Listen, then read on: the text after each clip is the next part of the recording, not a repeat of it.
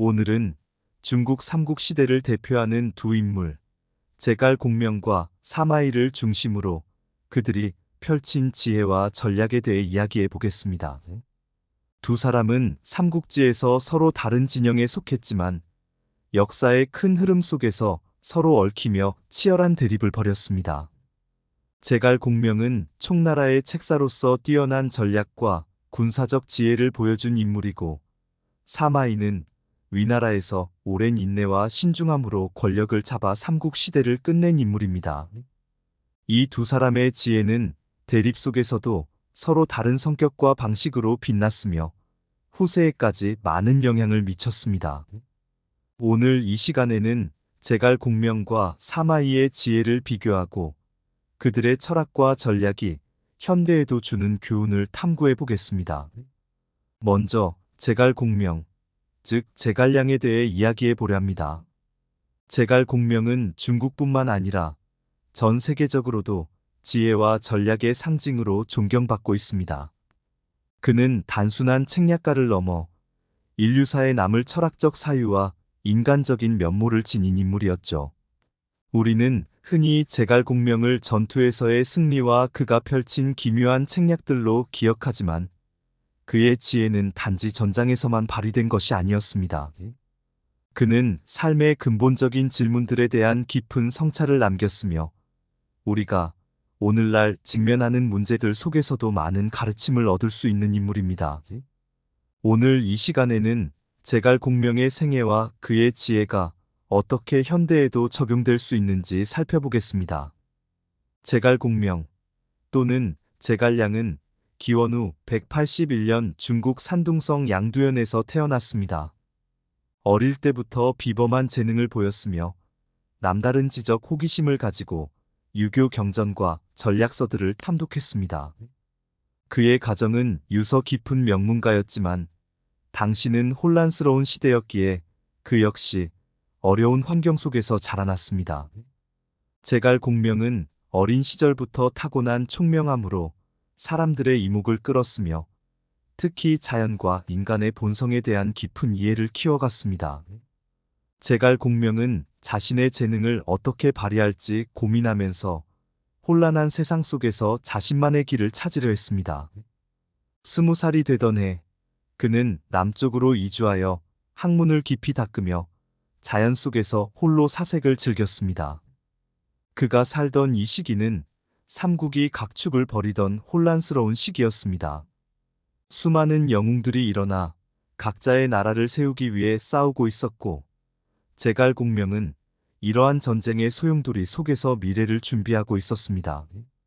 제갈공명은 27세가 될 때까지 남서쪽의 깊은 산속에서 은둔하며 자신의 지혜를 갈고 닦았습니다.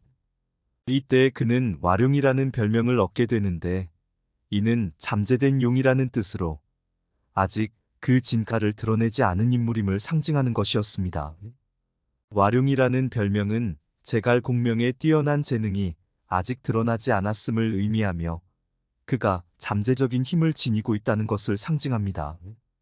이 은둔 생활 속에서 제갈공명은 자연과 교감하며 세상사에 대한 깊은 통찰력을 키웠습니다. 그는 단순히 전쟁의 책략가가 아니라 자연의 섭리와 인간의 본성에 대한 깊은 이해를 추구했던 철학자이기도 했습니다.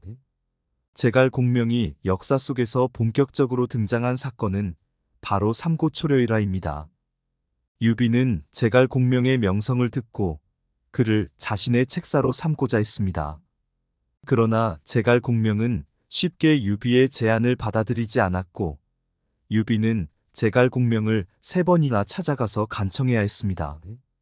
이 이야기는 그가 얼마나 큰 인물이었는지, 그리고 유비가 그를 얻기 위해 얼마나 노력했는지를 상징적으로 보여줍니다.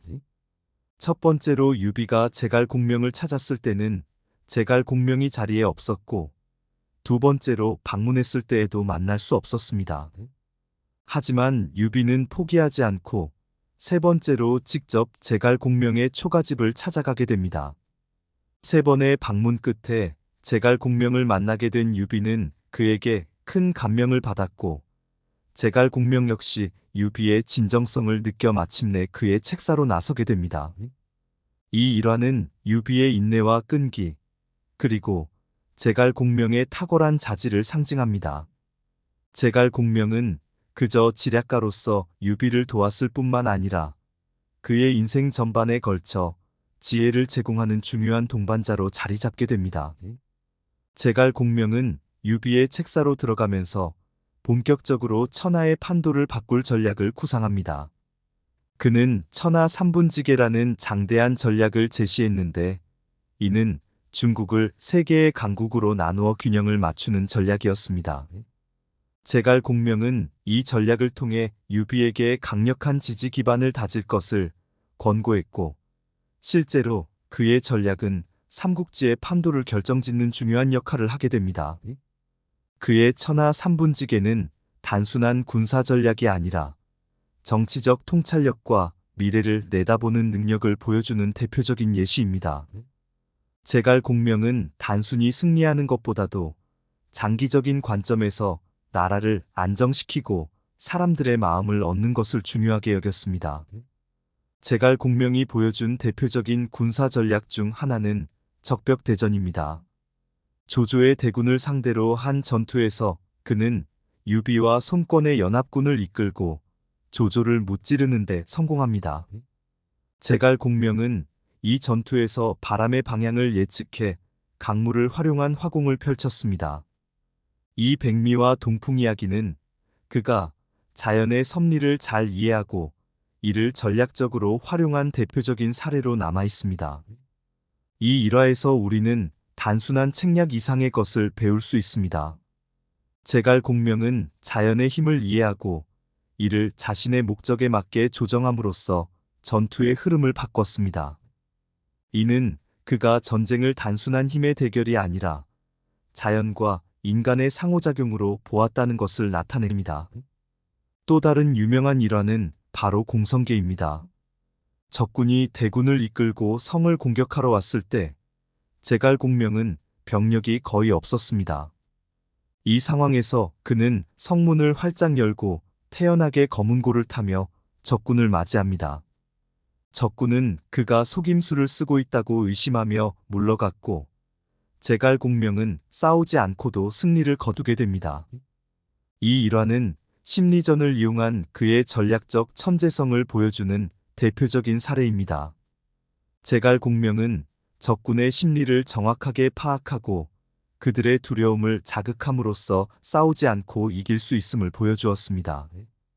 이는 전쟁에서 힘의 대결보다 중요한 것은 상대방의 마음을 읽는 능력임을 깨닫게 합니다. 제갈 공명은 단순한 군사 지휘관이 아니라 뛰어난 리더이자 조직 관리의 대가였습니다.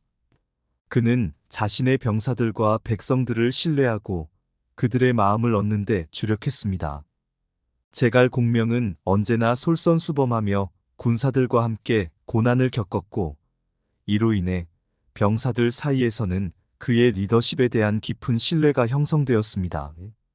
제갈 공명은 유비가 세상을 떠난 이후에도 유비의 아들인 유선을 도와 그가 나라를 잘 다스릴 수 있도록 힘썼습니다. 이 시기에 제갈 공명은 단순한 군사 지휘관의 역할을 넘어 총나라의 실질적인 통치자로서 정치와 행정을 직접 맡아 국가의 안정과 번영을 도모했습니다. 그는 충성심과 도덕적 책임감으로 나라의 운명을 지켜나갔습니다. 제갈 공명은 유비의 죽음 이후 혼란스러운 전국을 안정시키기 위해 적극적으로 개혁을 추진했습니다. 특히 관료제를 정비하고 백성들의 삶을 안정시키기 위한 여러 정책을 펼쳤습니다. 당시 총나라는 경제적 어려움과 내부 분열의 위기에 직면해 있었지만 제갈 공명은 인재를 적재적소에 배치하고 부정부패를 척결하며 나라의 기틀을 다졌습니다. 제갈 공명은 백성들의 목소리에 귀 기울이며 항상 그들의 삶을 향상시키기 위해 노력했습니다. 그는 자신의 권력을 남용하지 않았고 자신에게 맡겨진 책임을 다하기 위해 최선을 다했습니다. 그는 자신의 개인적 이익보다 국가와 백성의 이익을 최우선으로 생각했고 이러한 그의 자세는 많은 이들의 존경을 받았습니다. 제갈 공명의 도덕적 책임과 신념을 가장 잘 보여주는 글이 바로 출사표입니다. 출사표는 제갈 공명이 죽음을 앞두고 유선에게 충성을 다짐하며 남긴 유서와 같은 글입니다. 이 글에서 그는 자신의 진심과 국가를 위한 헌신을 담담하게 표현했으며 유선에게도 올바른 길을 따를 것을 간절히 당부했습니다. 출사표는 오늘날까지도 많은 사람들에게 큰 감동을 주는 글로 제갈 공명이 얼마나 진지하게 자신의 임무를 생각했는지를 보여줍니다.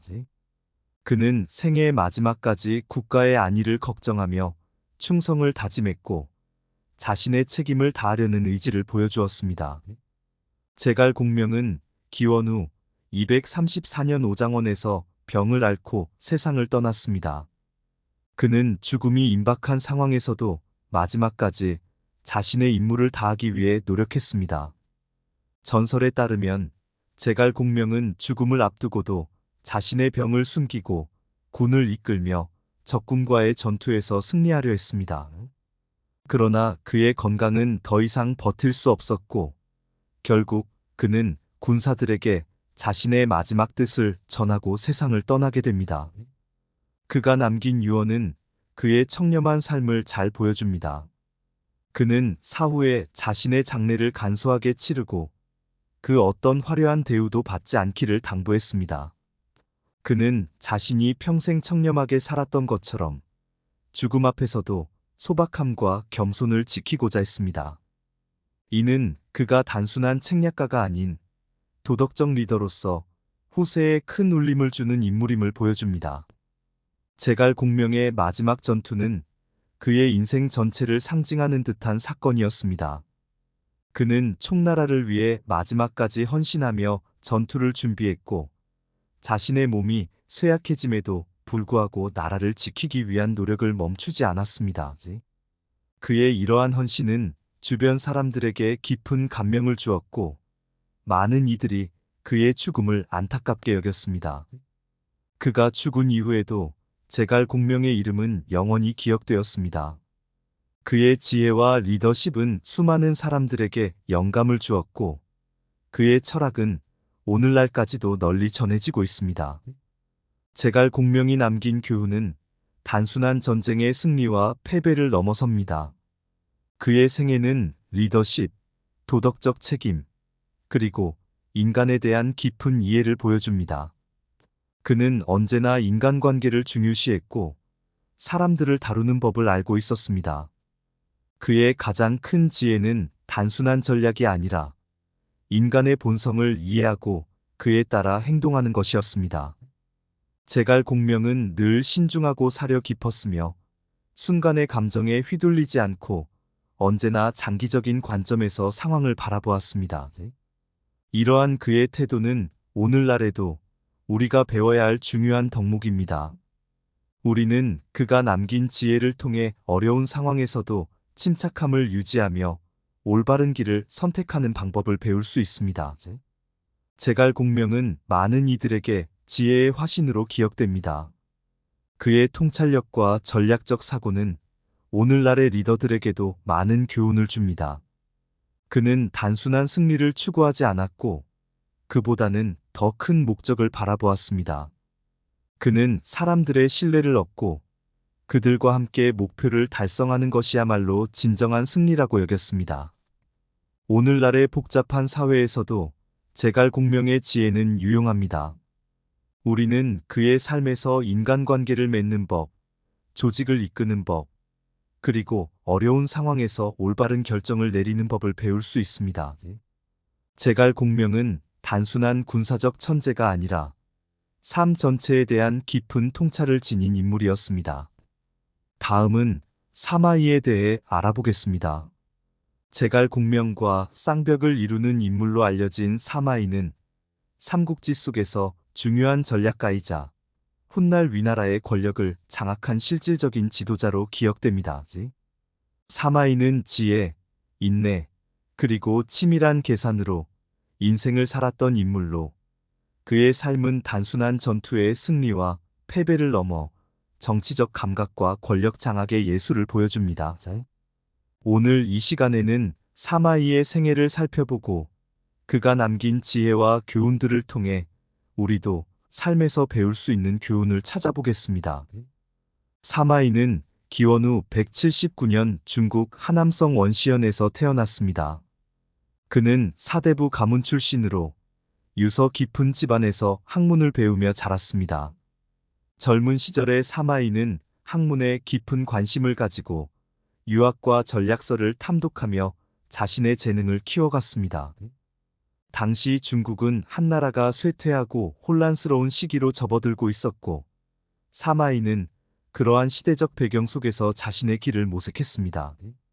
사마이의 가문은 명문가였고 그는 이러한 배경 속에서 자연스럽게 권력의 세계로 들어서게 됩니다.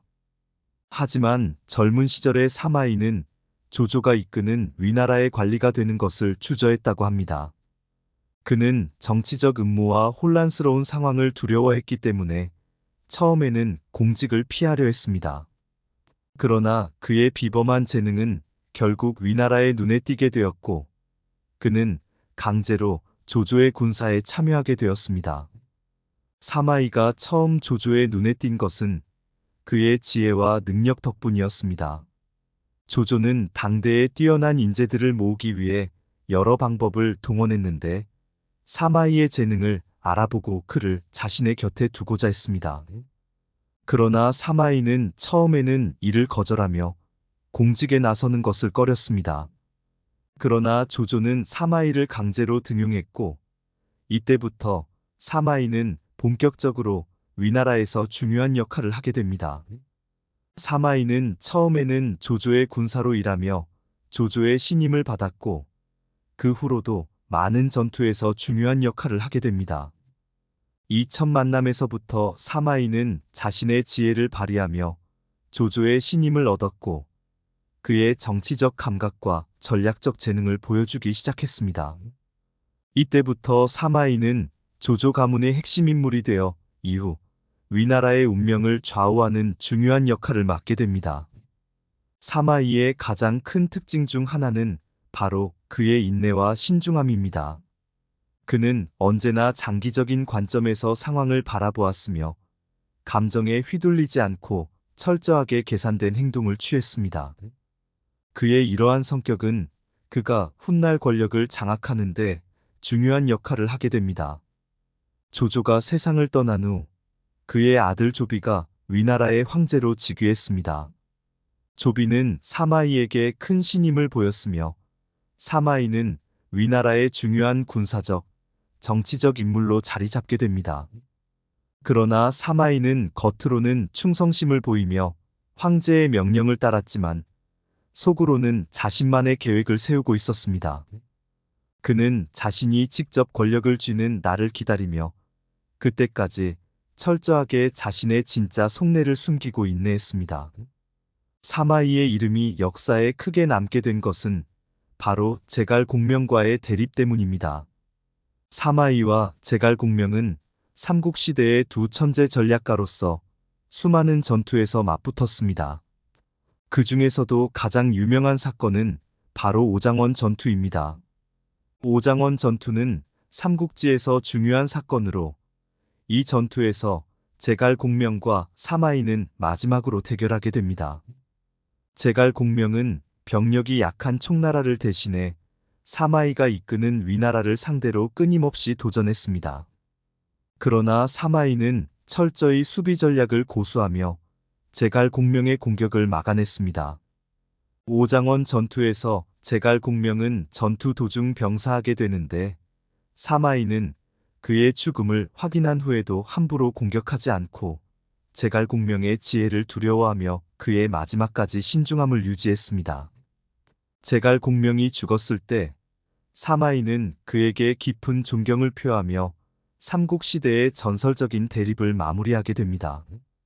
이 일화는 사마이의 인내심과 전략적 사고를 잘 보여줍니다. 그는 언제나 자신의 기회를 기다렸고 감정에 휘둘리지 않으며 냉철하게 상황을 분석했습니다.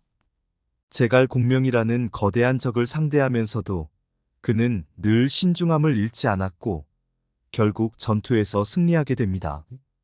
사마이는 단순한 전쟁의 지휘관을 넘어 정치적 혁신가로서도 중요한 역할을 했습니다.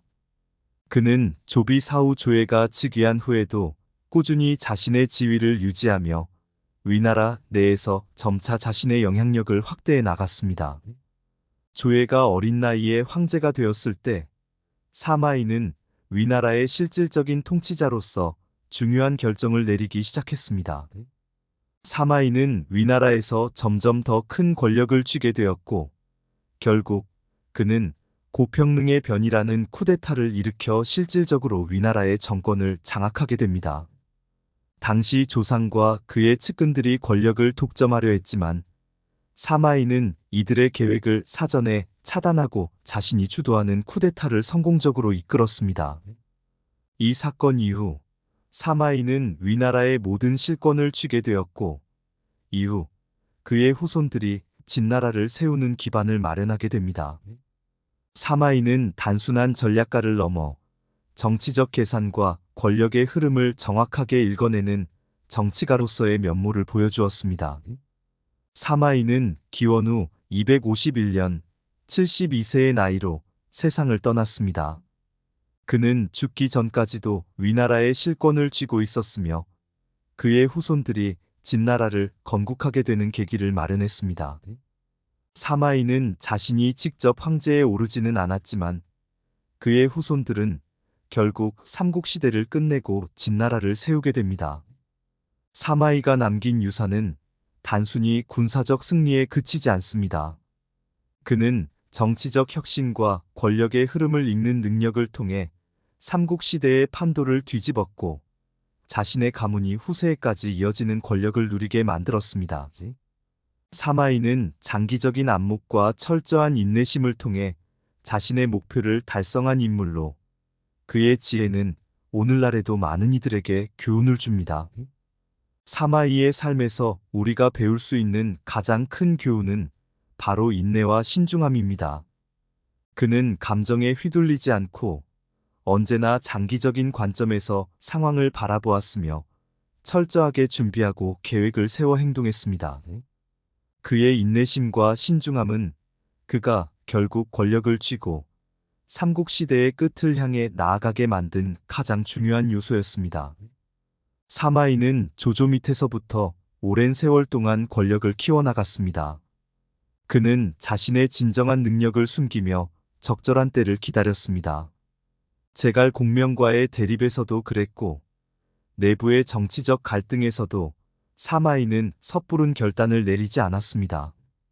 그가 내린 모든 결정은 철저히 계산된 것이었고 그로 인해 그는 위나라 내에서 승리자가 될 수 있었습니다. 현대 사회에서도 인내는 중요한 덕목입니다. 사마이는 순간적인 충동에 따라 행동하는 대신 긴 호흡으로 상황을 바라보고 때를 기다렸습니다. 우리의 삶에서도 때로는 즉각적인 반응보다 시간을 두고 상황을 지켜보며 신중하게 결정하는 것이 더 큰 결과를 가져올 수 있습니다. 사마이는 권력의 흐름을 읽는 데 있어 탁월한 능력을 발휘했습니다. 조조의 죽음 후에도 그는 조비와 조예를 보좌하며 언제 자신이 나서야 할지 그리고 언제 물러나야 할지를 정확히 판단했습니다. 이와 같은 신중한 태도 덕분에 그는 위나라의 실질적인 통치자로 자리 잡을 수 있었고 결국 후세에 진나라의 기반을 마련하는 중요한 역할을 하게 됩니다. 우리도 일상에서 사마이처럼 신중하게 주변 상황을 살피고 언제 자신이 나서야 할지 정확히 판단하는 능력을 배울 수 있습니다. 감정적으로 즉각 반응하는 것보다 사마이처럼 전체적인 그림을 보고 장기적인 전략을 세우는 것이 중요합니다. 사마이는 삼국지라는 대서사 속에서 중요한 역할을 했을 뿐만 아니라 중국 정치사에서도 그 흔적을 강하게 남겼습니다. 그는 단순히 전투의 승리를 추구한 군사 지도자가 아니라 장기적인 안목을 가지고 국가의 운명을 바꾼 정치적 혁신가였습니다.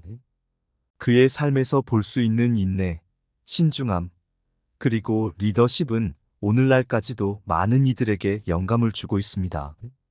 오늘 우리는 제갈 공명과 사마이의 생애와 그들이 남긴 지혜에 대해 탐구했습니다.